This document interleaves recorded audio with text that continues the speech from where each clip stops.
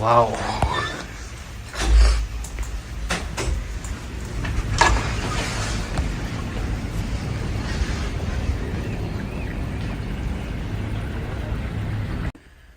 সত্যি কথা আমার রুমটা হচ্ছে প্রচন্ড ভালো লাগছে।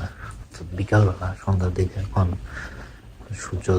সূর্যাস্ত হচ্ছে আর কি, এই সময় 90 এরকম দেখতে লাগছে।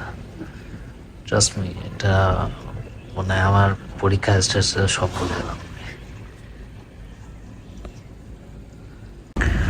সন্ধ্যা হয়ে গেছে, এখন হচ্ছে সূর্য ডুবে যাবে। সূর্য ডুবে যাওয়ার আগের মুহূর্তটা অনেক সুন্দর এখানে, আমার কাছে খুব ভালো লাগতেছে।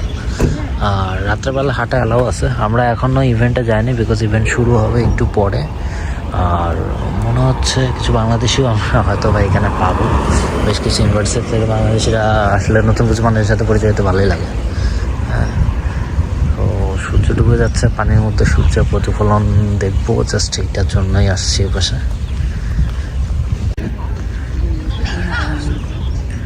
আমার এই এনভায়রনমেন্টটা অনেক ভালো লাগে দেখতে। মাঝে মাঝে মনে হয় যে এরকম জায়গাতে বাসা টাসা বানায় যদি থাকতে পারতাম আর কি।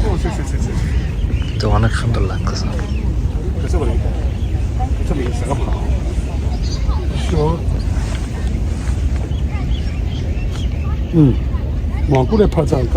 সাংহাই যদি আসেন অবশ্যই আপনাদের এই হোটেলে আসা উচিত। এটা একটা রিমোট আইল্যান্ড বলতে গেলে এটা একবার লাস্ট মাথায়, এরপরেই সমুদ্র শুরু।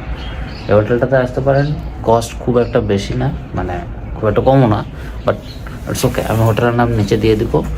আর চলেন উপরে যাই, ওখান থেকে একটা ভিউ দেখা যাবে আর কি। আর সমস্যা হচ্ছে যে এই রাস্তাটাতে আমার হচ্ছে সাইকেল চালানোর ইচ্ছা আছে। আজকে কম্পিটিশন যদি শেষ হয় আগে তাহলে আমি হচ্ছে চেষ্টা করব। আর ফ্লাইট হচ্ছে রাত 11টায়, যেতে 3 ঘন্টা লেগে যাবে। যাই হোক, উপরে যাই, চলেন।